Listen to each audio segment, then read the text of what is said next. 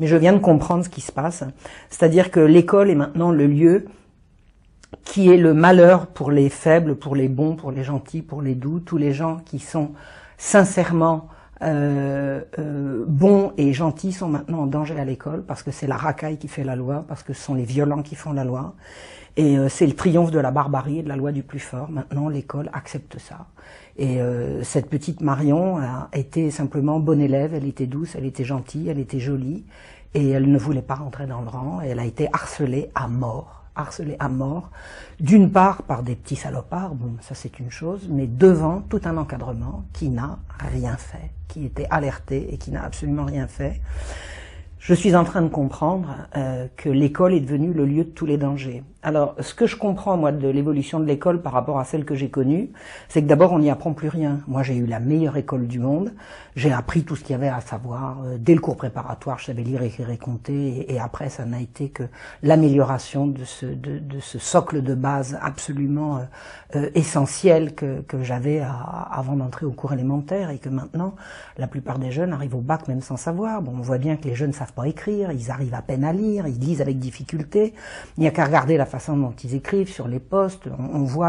Je vois bien les courriers que je reçois, les gens n'ont plus d'orthographe. Alors l'orthographe, c'est la structure de la langue, et si on ne connaît pas la structure de la langue, on ne peut pas comprendre le sens des mots. Je veux dire, on est en train d'abattardir la langue et d'abêtir complètement une génération. Et quand je dis une, est-ce que c'est vraiment une? Est-ce que c'est pas plusieurs?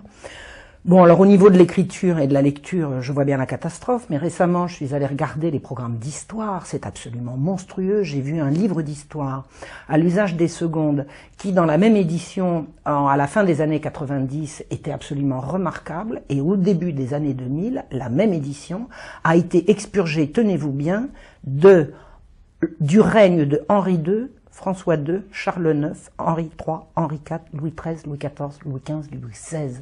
On a un programme à l'usage des secondes qui fait passer l'histoire d'un bond de François Ier à la Révolution française. On fait sauter 2 siècles et demi d'histoire, c'est-à-dire que les jeunes vont atteindre la Révolution française en ignorant tout ce qui s'est passé pendant les 250 ans qui ont précédé. Par contre, alors là, on va leur raconter des belles histoires sur les brillantes lumières qui ont précédé la Révolution et grâce auxquelles la Révolution est arrivée. Je pense que c'est absolument monstrueux. Alors l'école n'est plus là pour enseigner. Elle sert à quoi? Eh bien, je viens de comprendre à quoi elle sert. Elle sert à enseigner le sexe et la perversion. J'ai lu, et je suis pas la seule à l'avoir lu, je sais que Farida Belgoul en a parlé, et il faut écouter Farida Belgoul là-dessus, elle a des choses remarquables à dire. Mais je suis moi tombée sur cette lettre. Le ministre Vincent Payon a écrit, et il a écrit ça au mois de janvier dernier, la petite Marion était encore vivante quand il a sorti ça. Il a écrit à tous les recteurs en disant les rectrices et les recteurs, parce que bien sûr, il faut pas louper une occasion de faire du féminisme complètement crétin. Il a écrit « La lutte contre l'homophobie en milieu scolaire, public comme privé, doit compter au rang de vos priorités. » C'est-à-dire que la priorité, c'est plus de transmettre le savoir, c'est de lutter contre l'homophobie que personne jusqu'à présent n'a été fichu de définir. Personne ne sait ce que c'est. On a compris que l'homophobie, c'est ce qui s'oppose au desiderata d'un certain lobby qui prétend représenter les homosexuels comme si c'était possible, mais voilà quelle est la priorité de Monsieur le ministre. Et il dit également, tenez-vous bien, je cite, « Je souhaite ainsi que vous accompagniez et favorisiez les interventions en milieu scolaire des associations qui luttent contre les préjugés homophobes.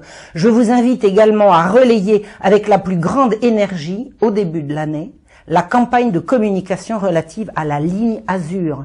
Monsieur le ministre demande aux recteurs et aux rectrices, n'oublions pas les rectrices, de faire en sorte que dans leurs établissements, la ligne Azur soit relayée. Vous savez ce que c'est que la ligne Azur? Ben écoutez, je ne vais pas vous le raconter, je vais les citer. Nous sommes à la fois un service d'écoute et un site internet qui informe et soutiennent toute personne, jeune ou adulte, qui se pose des questions sur son attirance et ou ses pratiques sexuelles avec une personne du même sexe. Ça veut dire que Monsieur le ministre a décrété que la priorité pour la prochaine rentrée, c'est pas d'apprendre à lire, à écrire, à compter et à connaître l'histoire de France. C'est apprendre oh, j'ai failli dire un gros mot. Vous avez compris, les pratiques homosexuelles pour les jeunes de tous âges, dès l'école, en luttant contre les préjugés. C'est-à-dire que si vous n'êtes pas d'accord avec ça, vous faites preuve de préjugés. Moi, quand j'étais en fac, on me disait la même chose. Chaque fois que j'attaquais quelque chose qui ne me plaisait pas, on me disait que c'était un préjugé. Non, c'est pas un préjugé. Je n'ai pas commencé à juger. J'ai commencé par écouter, par voir, et ensuite j'ai jugé. Eh bien, je suis en droit, à l'heure actuelle, de dire que cette politique-là, ça n'est pas un préjugé, de dire que c'est criminel. Le ministère est en train de faire de la propagande pour la perversion sexuelle dès les plus jeunes âges. Et alors, si vous allez sur la ligne Azur, vous allez comprendre que ce qui, hier encore, et il n'y a pas si longtemps, était considéré comme un attentat à la pudeur ou de la corruption de la jeunesse, parce que ça tombait sous le coup de la loi, c'est devenu la priorité du ministère. C'est à ça que sert l'école.